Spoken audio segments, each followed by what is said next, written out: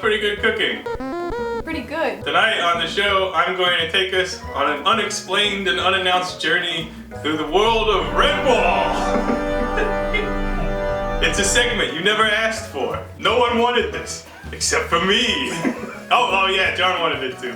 Yeah. Also my brother. Redwall is a children's book fantasy series written by Brian Jakes, a nice deceased Englishman who developed a world full of good and evil and assigned various like furry creatures to either good or evil. And I think it's like somewhat arbitrary because like mice are good, rats are evil, but like would you want either one in your home uninvited? These are the questions that he never really answered in any of the 20 books that he wrote. At any rate, part of why the books are so appealing, I think, from a culinary standpoint, is that Brian Jakes wrote them in part with blind children in mind. So most of his books have very, very elaborate descriptions of sensations that are not necessarily visual. So like, whenever they had a feast, he wrote about that feast for like a whole chapter. As a kid, when I was reading them, I think it was one of the things that got me interested in cooking in the first place. So that's how we got to this, what will probably be a series of episodes. And if you're a kid who somehow came to this video through searching for Redwall themed things, this show's not really for you. Definitely don't watch any of our other videos either. One of the beverages from the realm of the Redwall or Mossflower world is dandelion and burdock cordial, which doesn't sound like it's a real thing, but it is a real thing. And I happen to have some here. This is dandelion and burdock soda, and cordial is just like a fizzy drink anyway, so it's basically the same. If I recall, it's not that good, but at any rate, we like to start our show with a beverage, so we're gonna put some of this in a glass with nothing else, because this is... Never mind. You know, like, they didn't really have stills at Redwall, but I'm an adult, so... It's not the best, but it's from the book, so there, we checked that box. Okay, I want to let the folks at home, our regular viewers, know that I put way more effort into this particular recipe than I normally do, that no one asked for, because I like trying to tap into that like creativity plus like nostalgia. I had fun with this, so maybe you will enjoy that I am happy instead of bothered by making a show. Okay, so we bought a Redwall cookbook, and I thought the recipe for this particular dish which we're making, which I don't think I've even told you what it is yet, was not good. It looked shitty. But we're gonna make shrimp and Hotroot soup. Yeah! This is a dish that is favored by otters in the books. There's otters, they just love it. And as such, the ingredients that go into this soup, many of them come from the river where otters live. That's enough explanation there. At any rate, this particular soup is supposed to be super hot, and it's supposed to have freshwater shrimp, which we don't have access to, so we're just using regular old sea shrimp. It has something called bulrush tips, and I'm going to explain to you what these plants are that we're not going to put in because we don't have access to them. Bulrush is kind of like a cattail. So it's like a river grass. It has similar like puffy things, which are edible. You can actually eat them, but I can't source those. Typically there's leeks, onions, garlic, horseradish, and then actual Hotroot pepper. It's not really defined what it is. Another name is ditch nettle pepper, but basically this is like a legendary pepper and not necessarily a root.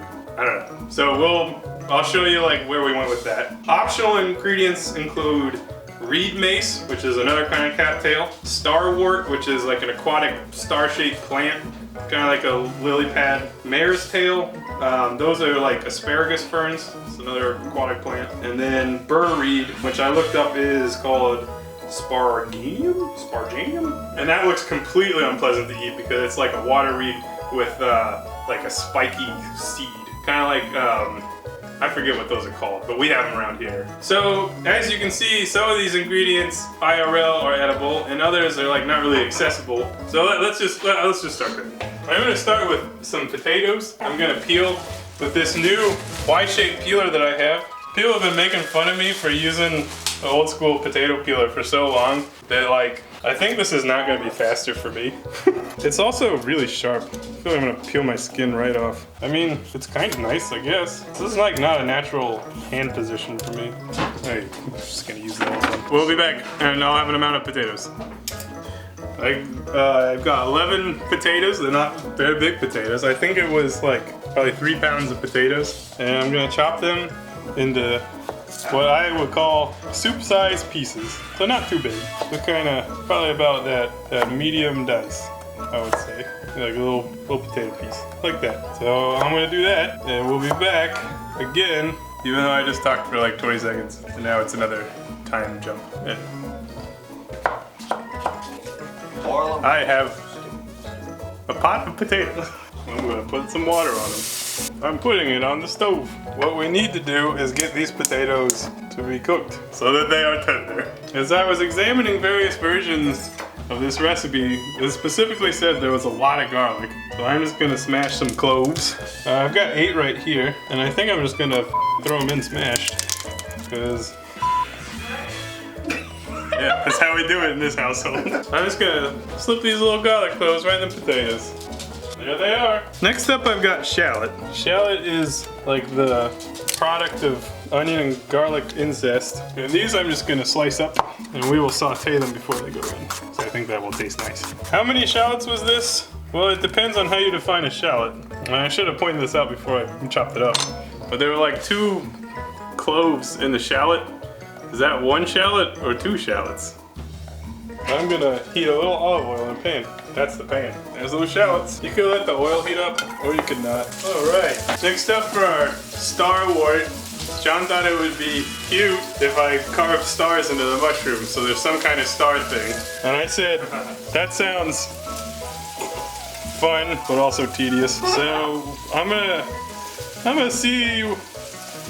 I gotta do a little like, oh nope, like you got that part, and then you got that part. Looks like a Satan mushroom. Let's try a different approach.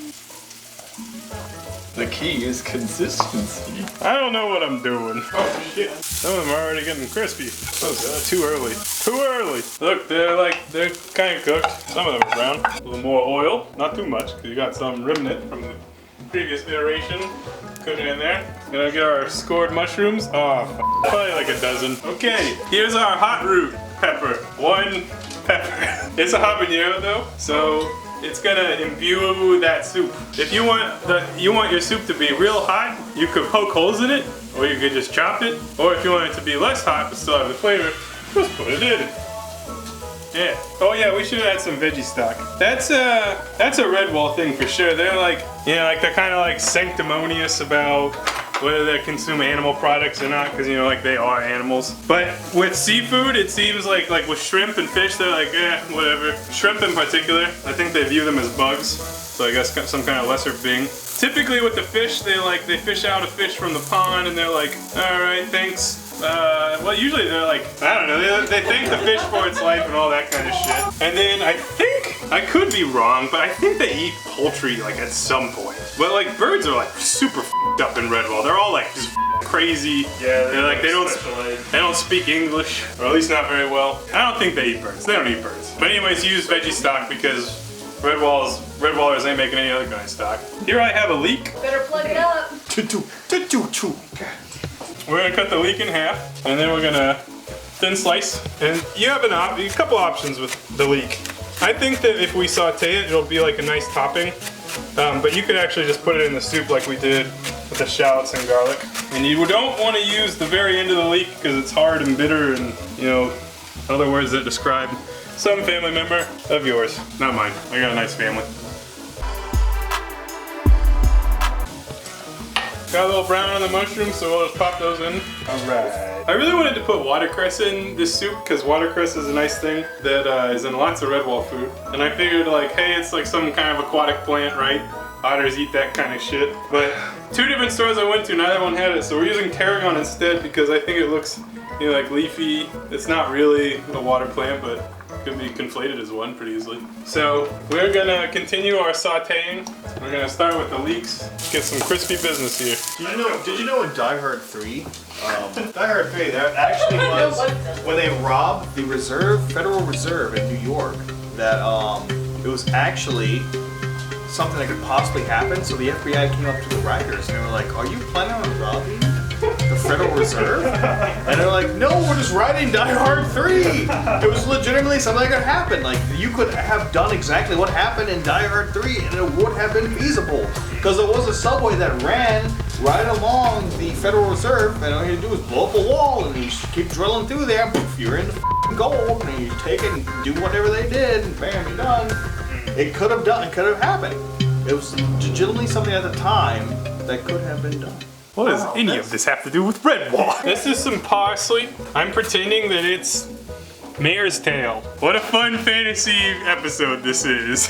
Instead of eating animal food, eat people food. That's the Tarragon. All right, I got my leeks. They're pretty cooked over here. And I'm gonna put in these herbs. And I'm throwing them in just to give them a little, I don't know. I just think it would be good to start them over here and then end up over there. You know, that's how you cook. Looks like I just emptied some lawn clippings into this pan. Here's my green shit. There it is. That's all the pieces of the river. Nice job, otters. I feel like I've not done a great job of like preserving the integrity of whatever we're doing. No, I'm just doing. You have to collect. I feel like I'm reverting to regular PGC episode ways. So this is our secondary Hotroot substitution. This is harissa. Harissa comes from Morocco.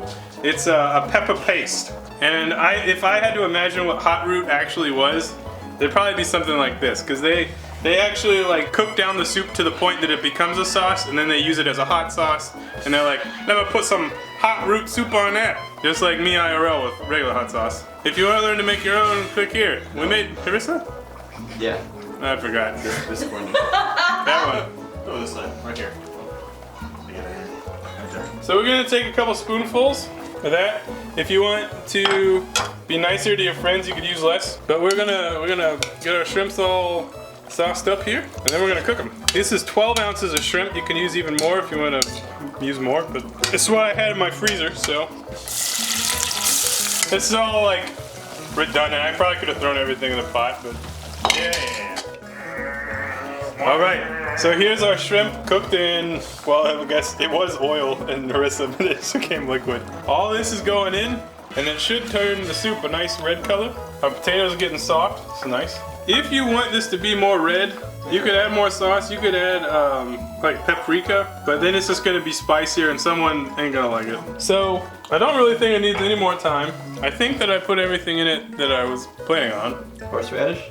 Oh yeah, I forgot. Okay, so the horseradish. Thank you for reminding me. There's no horses in Redwall. The horseradish, well, the spiciness will deteriorate immediately if cooked. So you want to turn the heat off of the pot and let it cool down just a little bit, and then we're gonna put in some horseradish to give it yet another layer of heat and make your friends even less happy. So the soup is basically done, and we have democratically elected to leave the horseradish out and let people spoon it into their bowls as they see fit, because the soup is so good that we don't want to f it up. So now let's serve it up, and some other people will tell you how it tastes because they're better at that than I am. Eulalia, log a log. Oh, we forgot the pepper.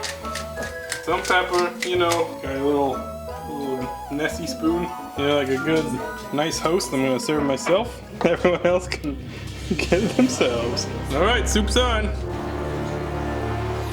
That's really good. Oh man, that smells great.